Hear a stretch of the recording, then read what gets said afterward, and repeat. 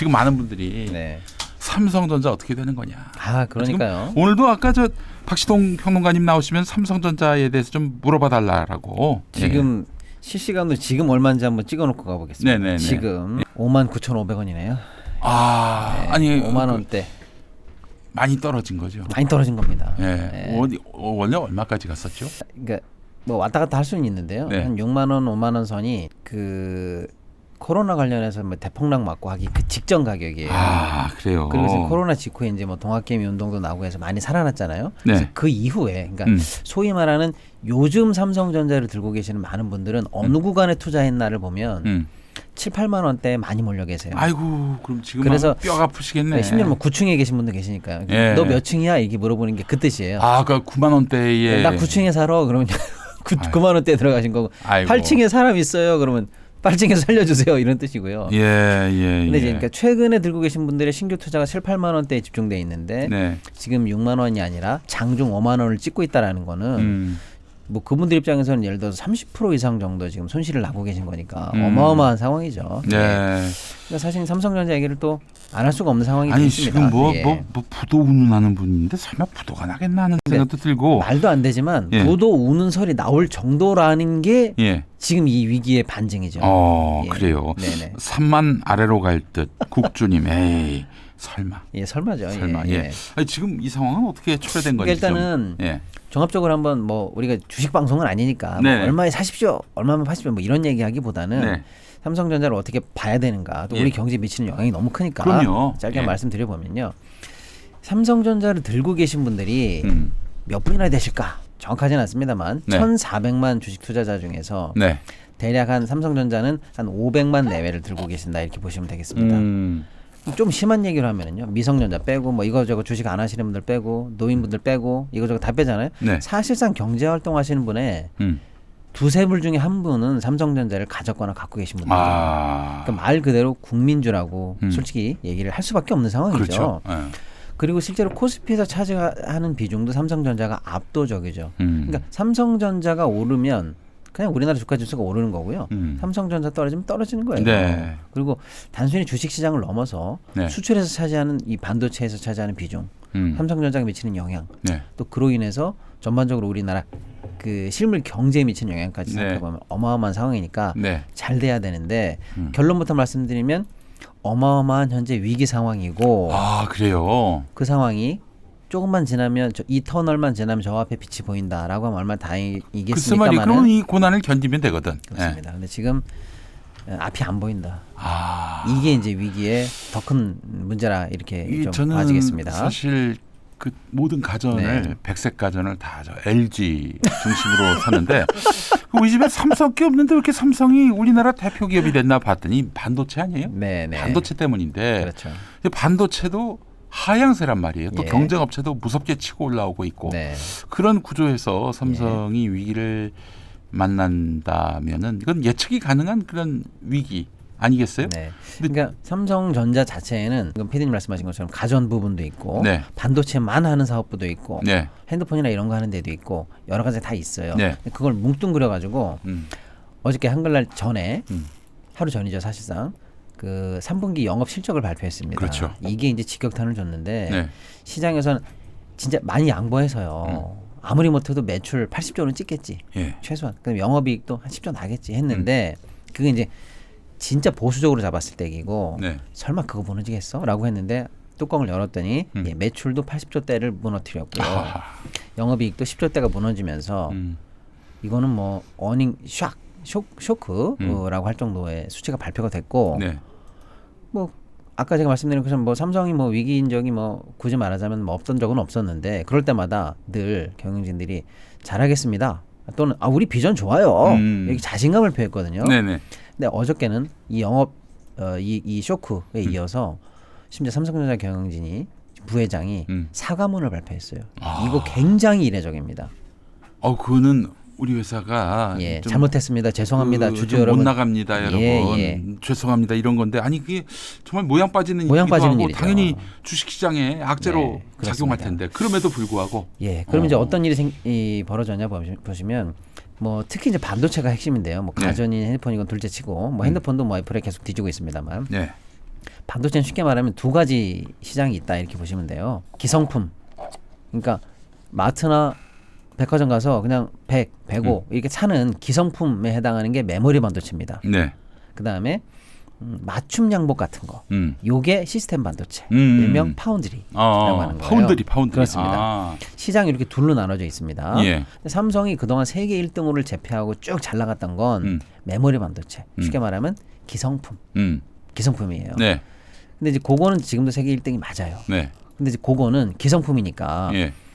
뭐 마트나 백화점에서 경기가 안 좋다 그러면 대번에 주는 게 바로 옷값입니다. 네. 옷 미용값부터 이제 우리가 그렇지, 소비를 그렇지. 줄이잖아요. 예. 그러니까 반도체 경기가 안 좋아, 세계 공장 경기가 안 좋아, 뭐 이러면 대번에 줄어드는 기성품. 쉽게 말하면 기성품 시장에서 삼성 1등을 하지만 네. 1등이라는 위치보다는 지금 경기가 좋아서 많이 팔려? 지금 경기가 안 좋아서 많이 줄어? 요게 이제 매출을 시장의 파이. 그렇습니다. 네. 그거는 이제 결정하는데 반도체 관련해서 지금 삼성의 위기라는 건 뭐냐면 그 방금 말씀드린 기성품 있잖아요. 메모리. 네. 예. 그게 지금 4분기가 정점이라는 거예요. 음. 지금은 좋아요. 지금. 음. 지금. 근데 뭐냐? 이게 정점이라는 거예요. 그럼 뭐예요? 4분기 지나고 나면 내리막. 다시 또 이제 뭐 보릿고개가 이제 그렇습니다. 없다는 얘기죠. 그러니까 정점으로 가기 전에 정점을 기대하면서 막 늘려갈 때 사람들이 좋아하고 주가도 오르는 거고 정점이 눈앞에 보여요. 그러면 좋은 게 아니고요. 정점이 확인되는 순간부터 내려갈 밖에 안 남았기 때문에 그때서부터는 선반영돼서 빠지는 구간이에요. 그러니까 원래 삼성이 잘하는 메모리 반도체 관해서 지금 정점을 지나고 있다. 그래서 이제 좀 지나면 겨울이 온다라고 해서 당연히 이제 사람들이 목표를 하향하거나 두려워하고 있는 상황까지 가는 거죠. 자, 그다음에 이제 여기는 근본적인 문제가 아니고 아까 말씀드린 맞춤 양복 같은 거죠. 그게 사실은 돈이 더 되죠. 기성품은 싸요. 근데 맞춤은 그 재단사의 솜씨나 이런 거에 따라서 내 몸에 딱 맞추는 거니까 비쌉니다. 네, 그 잘합니다. 왜냐하면은 예. 제가 일단 기본적으로 네. 지금은 좀 살이 빠지는 추세지만은 옛날에는 맞춤을 다 입으셨나요? 맞춤이었어요. 네네. 아, 이것도 사실 맞춤 옷이라서 헐렁해 지금. 네네. 그래서 사실은 비싸죠. 한 번도 기성품 전에 한번 내가 어디 네. 옷가게 가가지고 기성품을 한번 억지로 몸에 구겨 넣었다가 네. 단추가 튕겨져 나가가지고 두 맞습니다. 번 다시 내 이제 기성품을 입는 일이 없다. 내 일생에 그랬는데 기성품은 아마도 이제 관에 들어갈 수의도 아마 맞춤형으로 해야 되지 않겠는가 그런 각오로 살아왔는데 항상 그래서 그 맞춤형으로 이제 예. 그동안 사왔단 말이죠. 자, 근데 맞춤형. 맞춤형이 더 비쌉니다. 그렇죠, 당연히. 마진이 더 높고요. 그렇죠. 왜 나한테 맞춤인 건 하나밖에 없는 거니까. 이거 설계비도 들어가야 될 거 아니에요. 그렇습니다. 기성복이 그냥 찍어내면 그만이죠. 그렇죠. 네. 그래서 사실 이 맞춤형이 파운드리 시장인데 예. 삼성이 파운드리 시장에 호기롭게 진출을 했습니다. 음. 아까 말씀드린 메모리 시장에서 삼성 1등인데 약간 세계 시장 점유율 35에서 뭐 왔다 갔다 할 정도의 1등이에요.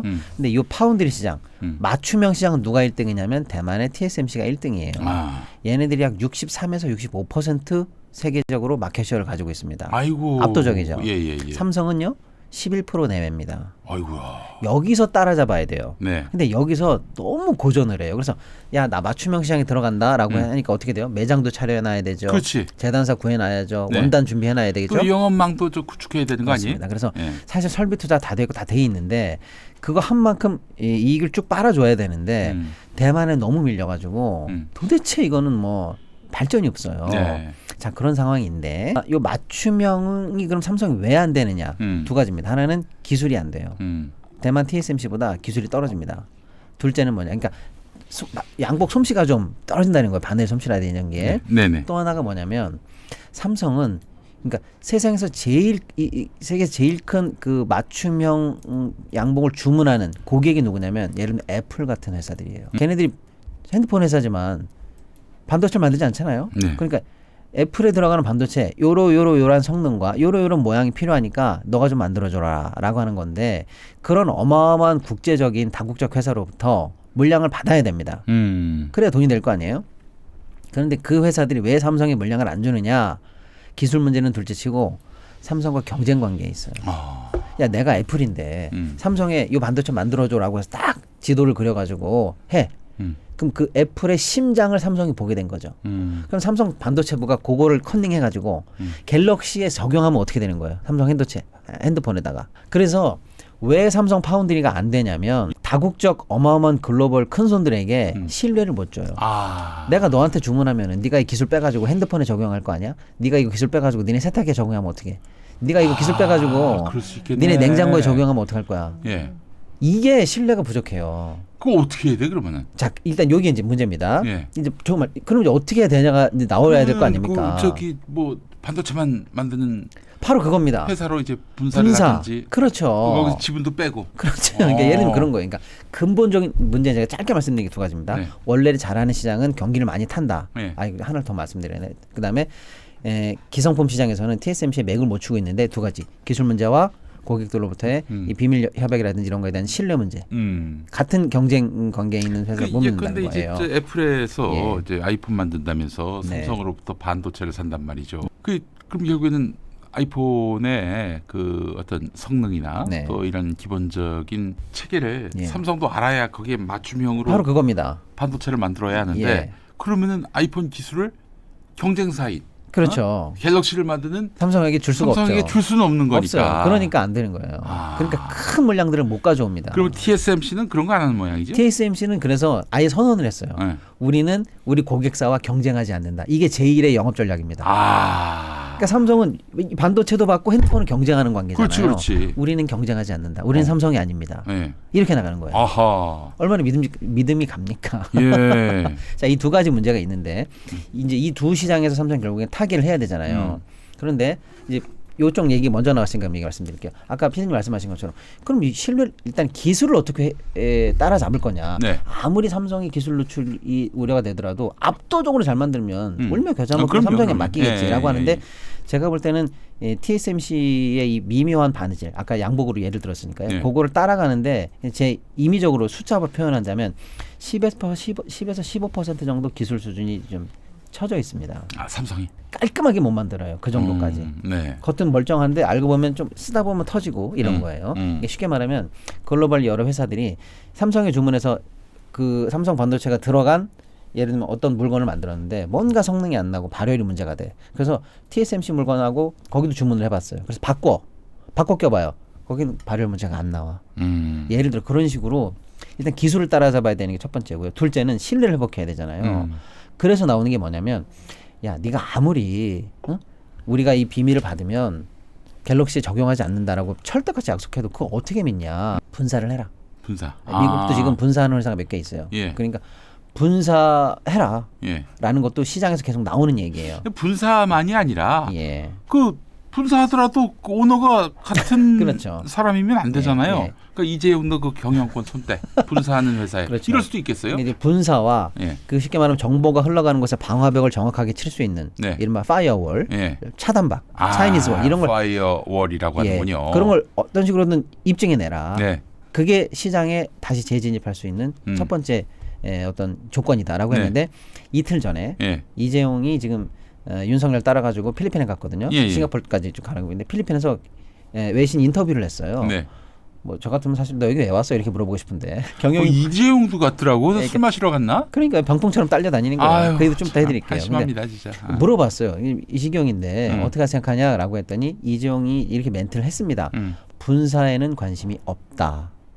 그러니까 저 분사 안 한다는 얘기예요. 예. 그러니까 이게 이 분사 물론 분사하는 것도 사실 어려워요. 공장 예. 빼야지 회사를 나눈다는 게 주식 분할해야지. 그러니까 그럼요. 어려운 일이긴 합니다만은 예. 어쨌거나 이 문제에 대해서 국제적인 신뢰를 얻기 위해 삼성이 뭘 하나라고 굉장히 궁금해들 했어요. 예. 근데 딱 얘기했어요. 안 해. 안 해. 그러니까 이게 지금 투자자 입장에서 어떻게 볼까요, 여러분? 조 PD님. 안 해? 그러면 뭐 그럼 뭐 대책 있어? 알았어. 그렇죠. 이게 실망스럽게 해석이 되는 거예요. 그렇게 해. 그러면. 예, 예. 네. 왜 안 해? TSMC가 살게 그러면. 그렇게 되는 거예요. 네. 그 멘트가 나왔다는 거예요.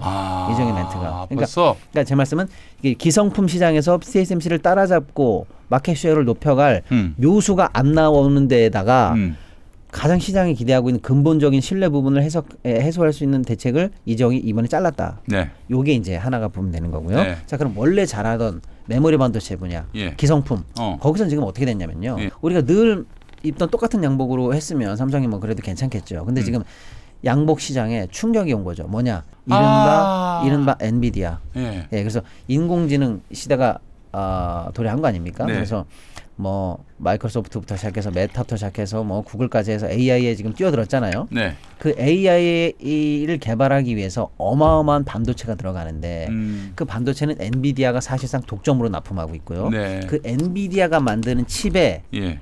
고성능 칩이 들어가야 됩니다. 그것도 기성품이잖아요. 네. 기성품이에요. 예. 납품만 하면 되는 거예요. 예. 근데 그 고성능 칩, 쉽게 말하면 HBM이라고 하는 건데요. 여기에서 삼성이 아직도 납품을 못 하고 있어요. 왜요? 분량이 많아서. 쉽게 말씀드리면 수율이 안 나와요. 그래서 사실상 독점으로 예. 사실상의 독점으로 SK 하이닉스가 엔비디아에 납품하고 있고요. 치고 올라왔구나. 그렇습니다. 엔비디아가 SK 것도 받고 대만 것도 받고 해서 그걸 네. 패키징해서 엔비디아 칩을 만들어서 그걸 AI 시장에 납품하고 있거든요. 큰일 났네. 그러니까 삼성이 예. 이 고성능 칩 HBM에 들어가느냐 못 들어가느냐가 아까 이제 기성품 저 맞춤봉 얘기한 거고요. 이 기성품 시장에서 이 AI 시대에 맞춤형 고성능 칩 개발에 성공하느냐 못하느냐가 핵심인데 오늘 했네, 내일 했네, 이번에 통과됐네, 저전에 늘 소리 소문만 나오는데 오늘 기준으로 오늘까지도 진입이 안 되고 있다라는 거예요. 분량이 많고 그 예. 기술을 못 따라가고 있습니다. 예. 그럼 큰일 난 거죠. 그러니까 기성품 그동안 잘 만든다고 했는데 유행이 바뀐 거죠. 그래서 예를 들어서 2버튼에서 3버튼으로 막 바뀌잖아요. 예. 예. 근데 삼성의 공장이 늘 1버튼만 만들다가 네. 멋쟁이들이 이제 막 다 2버튼을 입는단 말이에요. 네. 그거 만들어 그랬더니 삼성 공장에서 2버튼만 만들면 단추가 튀어나가는 거예요. 예를 들면 아이고. 아직 못 만드는 거예요. 그 두 가지 시장. 그러니까 원래 잘하던 시장에서는 최첨단 반도체에서 지금 못 만들고 있고 네. 맞춤형 시장, 파운드리 시장에서는 도대체 TSMC를 못 따라가고 있는 이 문제. 이거를 이제 금융시장이 먼저 안 거죠. 그래서 삼성전자 관련해서 지금 여러분 잘 모르셨겠습니다만은 3-4달 전부터 국내 기관이 이미 목표가를 다 향을 했고요. 2-3주 전에 3-4주 전인가 모건 스탠리가 충격의 보고서를 발표를 했죠. 보고서는 나중에 논란이 좀 됩니다. 너무 과했다는 논란이 좀 되지만 반도체 겨울이 온다 이러면서 예. 특히 이제 한국 반도체 두 회사를 겨냥하면서 네. SK 하이닉스와 삼성전자를 목표가를 반토막을 치면서 공격을 했거든요. 어휴야. 근데 하이닉스는 바로 반등을 했어요. 우리 괜찮은데 왜? 너 좀 리포트가 과해라고 했지만 삼성은 반등을 못하고 계속 두드려 맞고 있는 거죠. 즉 금융시장이라든지 이 기관들이나 시장을 먼저 보고 있는 큰 손들은 삼성이 현재 이런 상황이면 기존의 왕좌의 자리를 내놓는 건 물론이고 반격, 반등도 어렵다라는 아주 우울한 전망이 거의 사실상 정설이 돼 있어요. 그러니 뭐 답이 없죠. 문제는 뭐냐? 이걸 확인하고 난 다음에 진짜 문제는 뭐냐? 그러면 이제 우리가 이 터널을 뚫고 나가기 위한 마지막 빛을 보기 위한 살을 깎는 뼈를 깎는 노력을 해야 될 거 아니에요. 네. 근데 지금 이정이 뭐 하고 있냐 이거예요. 뭐 하고 있냐? 윤석열 따라서 지금 병풍돼 가지고 필리핀 쫓아다녀, 파리 쫓아다녀, 떡볶이 먹으러 오라 그러면 부산 가 이러고 있잖아요. 되겠습니까 이게? 그 뭐 윤석열 따라다니는 이유는 이제 재판에서 좀 유리하게. 그 말씀 좀 드려볼게요. 그럼 예. 도대체 왜 쫓아다니는 거야? 뭐 어떻게 돼 있어 재판이?라고 하면은 이렇게 보시면 되겠습니다. 우리나라 형사 재판 중에서 가장 길고 복잡하고 네. 의미가 정말로 중요했던 건 박근혜 국정농단 사건 그렇죠, 아니겠습니까? 그렇죠. 예. 그거 진짜 국가를 농단했던 사건이니까요. 그렇죠. 본인의 경영권 승계를 위해서 국민연금을 동원하게 바로 만든 그겁니다. 그 죄로 유죄 판결 받았죠. 박근혜 국정농단 사건의 재판보다 그 사건에 관계된 이재용 본인 그 사건입니다. 근데 그 사건에 해당하는 박근혜 재판보다 그 사건에 해당하는 이재용 재판이 더 길었어요. 우리나라 형사 재판 중에 가장 길었습니다. 박근혜보다. 이게 웃기는 거예요. 예. 질질 끌어가지고 어쨌거나 100회 넘는 공판을 거치고 1심이 끝났는데요. 올 초에 1심이 끝났는데 어떻게 끝났냐? 전부 무죄를 받았어요. 이재용이. 너무나 충격적이죠. 이제 이게 중요합니다. 근데 이재용은 그것 때문에 지금 검찰 손에 놀아나느라 정권의 눈치를 안 볼 수가 없어서 윤석열이가 떡볶이 먹으러 오라면 가고 엑스포 자그러면 가고 다 쫓아다니고 있는데 자기 살림 자기 도끼자루 섞는 줄 모르고요. 근데 올 초에 자기 형사재판 관련해서 결국에는 무죄를 받아냈어요. 그럼 거기서 끝났느냐? 이게 아니라는 게 아는 거예요. 한 달 전인가요? 이제 그거는 이재용 개인이 삼성에게 해를 준 거에 대한 여러 가지 형사재판이었고 그 사건의 핵심은 이겁니다.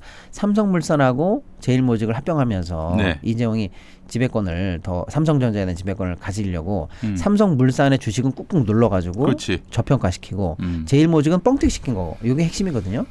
근데 제일모직을 뻥튀기 시킬 때 제일모직을 뻥튀기시키는 방법이 뭐냐면 제일모직의 자회사인 삼성바이오로직스의 가치를 뻥튀기시킨 거예요. 삼성 바이오로직스가 요만큼 가치가 있는 회사를 이만큼이라고 뻥튀기를 하고 그 뻥튀기 한 게 내 자식이다 라고 하면서 제일모직이 그건 내 자회사야. 그러니까 나도 가치가 연결재무제표에 의해서 나도 가치가 커. 이게 뻥튀기 된 게 사건의 핵심이거든요. 그러니까 그때 증권선물위원회 증선위가 삼성 바이오로직스 회계 부정 관련해 가지고 징계를 때렸습니다. 너 이거 회계 조작이야. 이러면서 징계를 때렸는데 삼성 바이오로직스가 그 징계가 위법하다고 징계 취소 소송을 냈어요. 그러니까 이재용 개인에 대한 형사재판이 하나 있고 삼성 바이오로직스가 나에 대해서 내려진 징계를 취소해달라는 행정재판이 하나 따로 있는 거예요. 네. 이재용이가 1심에서 지금 개인은 무죄를 받았어요. 1심에서요. 네. 근데 그거 이후에 한 달 전에 예. 이 행정재판이 판결이 나왔는데 삼성 바이오로직스에게 가해졌던 징계는 전부 취소한다는 판결이 나왔어요. 그러면 언뜻 보면 예. 삼성 바이오로직스가 이긴 것처럼 이긴 보이잖아요. 것 같아요. 예. 근데 내용을 들여다보니까 그게 아닌 거예요. 삼성 바이오로직스 너 뭐 잘못했냐면 너 신호 위반 잘못했고 너 유턴 잘못했고 너 과속했지? 너 세 건 다 잘못했으니까 각각 10 해서 딱지 30만 원 끊는다라고 해서 이렇게 딱지가 발부된 거예요. 쉽게 네. 말씀드리면. 근데 예. 이제 이번 재판부가 보니 신호 위반한 거는 맞아. 뭐 과속도 한 거 맞아. 근데 유턴은 안 했네. 그러면 딱지를 취소해야 될 거 아니에요. 근데 딱지가 한 건으로 묶여서 30만 원으로 발행이 돼 있으니 딱지가 발행되면 안 될 사유와 포함돼서 한꺼번에 징계 나갔기 때문에 나로서는 어쩔 수 없이 전부 취소한다라고 해서 딱지 30만 원짜리가 취소가 됐어요. 네. 그런데 그때 판결에서 뭐라고 그랬어요? 신호 위반은 있었다고 했죠. 과속은 있었다고 했어요. 유턴만 없었지. 예. 그게 뭐냐? 삼성 바이오로직스의 회계 부정 이것은 예. 이재용이 네가 오직 경영권 승계를 목적으로 해서 불법적으로 회계를 뻥튀기 한 사건이 분명하다라고 모두 예. 박아버렸어요. 아, 그래요. 그러면 잘 보시면 우리나라 형사재판부 1심에서는 이재용이 회계 부정이 없다고 그랬고 네. 지금 행정법원에서는 회계 부정이 분명하다고 그랬어요. 네. 두 가지 모순된 판결이 동시에 나온 거랑 똑같은 상황이에요. 예. 그러면 이 행정법원의 판결을 지금 이재용 1심 사건은 항소에 들어갔거든요. 예. 항소법원에서 어떻게 다뤄질지가 이제 숙제가 됐어요. 만약에 이 판결이 안 나왔으면 윤석열이 검찰이 지는 척하고 약속 대련 예. 열심히 하는 척하고 이재용이 슬쩍 또 무죄 만들어줄지도 모르겠는데 네. 행정법원에서 어떻게 판결이 나왔냐. 회계 부정 분명해. 불법 승계를 위해서 뻥튀기 한 거 확실해라고 못을 박아버렸거든요. 그럼 이 판결의 내용이 이재용의 형사재판에 반영이 된다면 공소장을 바꿔야 됩니다. 판사님 너도 판사지? 행정법원의 판결 어떻게 할 거야? 우리 그거 반영합니다라고 해서 세게 그 공소장에 그게 쓰여지면 예. 양측 법원에서 다른 판결이 모순이 이번에 정리가 돼야 되기 때문에 아까 1심에서의 판결처럼 그대로 가기가 어려운 사건이 발생됐죠. 그러니까 얘기가 점점 복잡해지죠. 야. 그러니까 이재용이가 이거 잘 해결해 달라고 이거 할 수밖에 없는. 이거 할 수밖에 없는 상황이에요. 손금이 없다는 소문도 있어요. 손금이 없다는. 그러니까 그야말로 이재용이 이 회사가 아니잖아. 이건 이미 국민기업이고 그렇지. 우리나라 사실 국가기관 산업이고 삼성전자가 미운하거나 여기에 우리나라 어쩌면 경제에 키가 걸려 있는데 잘 돼야죠. 근데 오너리스크네 결국은. 오너리스크야. 기둥 뿌리가 썩어가고 있고 예. 지금 앞이 안 보이는 상황으로 배가 지금 풍전등화의 상황으로 풍랑으로 휩쓸려 가고 있는데 오너라는 양반이 자기 형사 리스크 때문에 대통령이랑 꿍장이 돼가지고 아직도 저러고 정신 못 차리고 돌아다니고 있다. 아이고. 이러니까 앞이 더 안 보여요. 또 저것도 있잖아요. 저 아리백. 답이 없는 거 아니에요? 답이 없죠. 네. 그래서 삼성이 지금 300조에서 400조 네. 그러니까 전체적인 반도체 클러스터 예산은 그보다 더 되지만 네. 삼성이 내서 예. 삼성이 내서 이제 네, 인프라를 삼성도 구축한다. 냅니다. 네. 그래서 하고 있는데 참. 예. 그건 삼성 나라가 할 일을. 내가 공장 짓고 뭐 하고 그건 내가 한다는 거예요. 근데 문제는 뭐냐? 거기 들어가는 용수. 용수와 지금 전력 문제가 아직도 해결이 안 돼 있습니다. 네. 근데 삼성이 한 300조 들고 SK가 한 100조 넘게 들여서 네. 뭘 했다 쳐요. 네. 전기가 화력이나 이런 걸로 들어가거나 석탄으로 들어가면요. 예. 거기서 나온 반도체가 아리백 인증이 안 돼가지고 예. 수출이 안 돼요. 글쎄 말이야. 그거부터 해결해야 될 거 아니에요. 그저 뭐 애플 이런 데서 안 사줄 거 아니야. 안 사줘. 애플 아니라 뭐 유럽에 있는 모든 회사나 순위국에 있는 회사들은 안 사요. 알겠습니다. 답이 없습니다. 답이 없는 상황이라서 그렇기 때문에 지금 깜깜합니다. 삼전의 그 하락세는 뭐 추락하는 것은 난리가 없다. 이렇게 표현해도 될 것 같습니다. 그러니까 근본적으로 아까 말씀드린 것처럼 그러면 고성능 반도체 HBM 시장에 삼성이 기술 개발에 성공한 거야? 라는 부분 일단 하나 보셔야 되고요. 네. 파운드리 시장에서 확실하게 극적으로 바꿀 수 있는 모멘텀이 생긴 거야 등등등. 네. 그다음에 경영 좀 똑바로 해라고 할 때 삼성이 사실은 너무 비대해져가지고 지금 내부적으로 문제가 한두 개가 아닙니다. 네. 내부 리스크가 지금 한두 개가 아니에요. 이런 걸 제대로 해소하는지 이런 걸 조금 보셔야 되고 결정적으로 이재용 정신 차려가지고 경영에 전념하고 그야말로 오너 리스크가 없는 삼성이 될 건지 이런 네. 부분까지 좀 아울러 보셔야 될 것 같습니다. 알겠습니다.